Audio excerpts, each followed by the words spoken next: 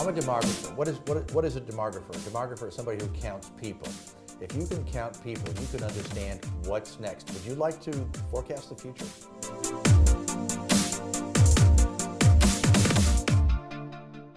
Hi, I'm Bianca Romo. I'm with AMT and IMTSTV. We are here at the Global Forecasting and Marketing Conference. I'm here with Kenneth Gronbach. He's a demographer, and he just presented to the audience. I'm here to ask him a couple of questions. And welcome, Ken. Good to be here, Bianca. So my first question would be, why do you think people are so sensitive to political correctness? I think you're afraid of hurting people's feelings. Yeah.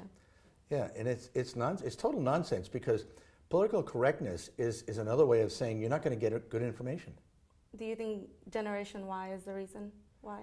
Yeah, well, Generation Y, one of the lines that I use in my presentations is Generation Y will not work for mean people. I think they think it's mean if they say the truth about somebody.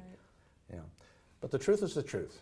Mm-hmm. And if political correctness, if one of the aggregates of political correctness is an absence of truth, we got a problem. Mm-hmm. Okay. Do you think it separates people, or it hurts relations within the country?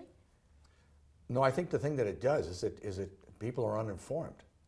I think if there's any separation, it's between good answers and bad answers. Mm-hmm. Yeah, I think one of the reasons that people are flocking to Trump, because I don't think people really are really nuts about Donald Trump, is that his total disdain for political correctness.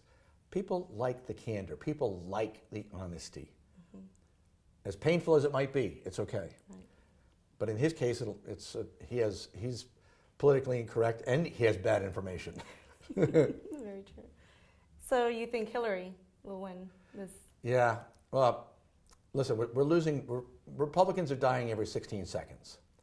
They generally are the older people that have a lot of stuff that want to be conservative and protect it. And so the Republican Party is actually, as we're speaking right now, shrinking.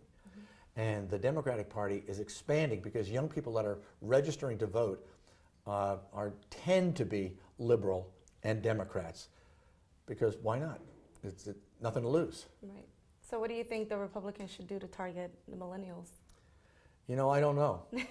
That's a good question. Tell them the truth. Yeah. Just tell them the truth. Be honest. But I really do not think. I forecast in 2008 4 presidential cycles going to Democrats, and it's 2 down, 2 to go. All right. So you spoke about children and how throughout the years generations have grown and shrunk all the same. What do you think determines the rate a country produces a baby? Well, that's a good question, but I don't think anybody knows.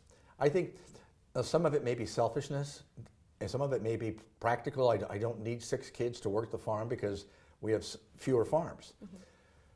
But Generation Y, born 1985 to 2004, demographers have their fingers crossed that they're going to have 3 kids. 3 kids. Yeah, and for a market economy, that means increased everything, so that's good. Okay. And we're not going to run out of air or food or anything else or space. We have plenty in the United States and in the world, so we're fine. So with millennials choosing to have children at a later age, do you think that's going to hurt the way the country flows economically, or? Not really, because it's really, the delay is probably 2 years. Okay. I think the average age people got married, say 10, 15 years ago was 26, 27 years old. And now it might be 28, 29 or 29, 30. I don't see much of an issue. A couple years in demography, you can cushion. It's fine. So I think we're okay. Okay. And you spoke a lot about immigrants. Tons. In your I like immigrants. I like Latinos. I tell folks, go find a Latino, kiss them on the lips, and thank him for coming. What do you think? How do you think? I'm not going to do it. Well, I am Latino, so I don't think it would be appropriate. No, it wouldn't be appropriate in this conversation. As far as immigrants go, how do you think they're helping the country in? Well, immigrants do, the way immigrants are working right now, Latinos are pouring into the country, or did pouring into the country from Mexico. They're spiritual Catholics. They marry our culture. They're not in opposition to our culture. They marry our culture. Latinos take responsibility for their elderly. What a concept. They're hardworking. They assimilate in 20 years. We're actually, after 20 years, you speak less Spanish than you do, and mostly English. So the contribution is huge. What's happening? We're having Asians coming into the country. They're bringing in intellectual capital. They're bringing in real capital. They're coming in under different visa requirements. They're adding jobs, not taking them. They're creating business.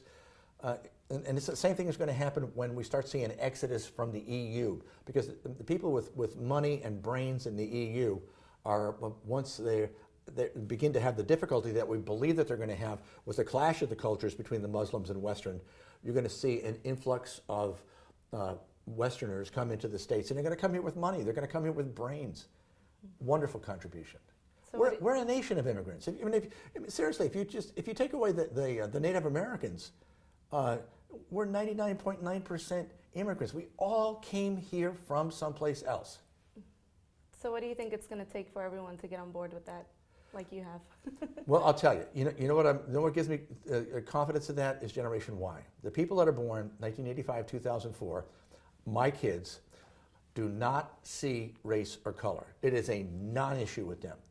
So I think that the whole bigotry thing, I think the bigots are dying. And when the bigots die and Generation Y takes over, which is probably going to take another 20 years, I think the whole concept of bigotry is going to be so foreign that we're going to welcome immigrants.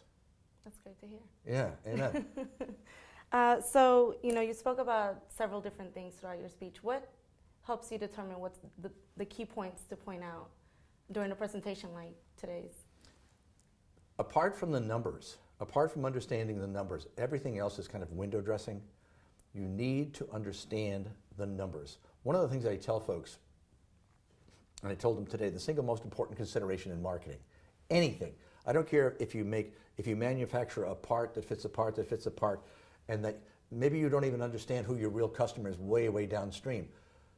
But you need to understand your customer way, way downstream, because if you don't understand the size of your market, all the rest of what you do is window dressing.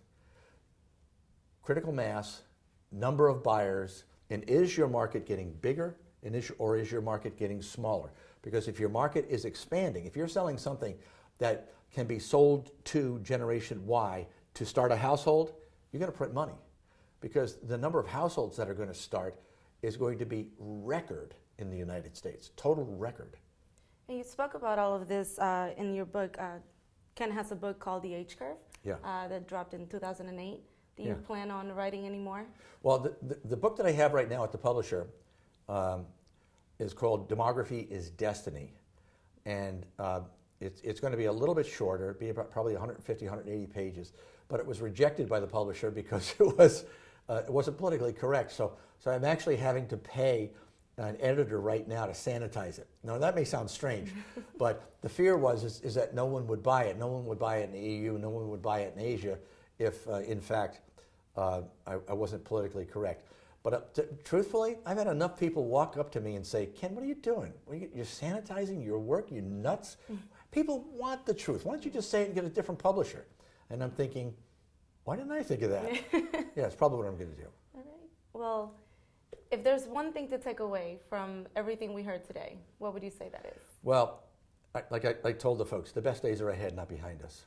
The best days for manufacturing and technology in the United States, in the Americas, probably in the world, are ahead of us, not behind us. All right. That's great to hear. It is. Well, thank you so much. This is Kenneth Gronbach again, and I'm Bianca Roma with IMTSTV. Thank you.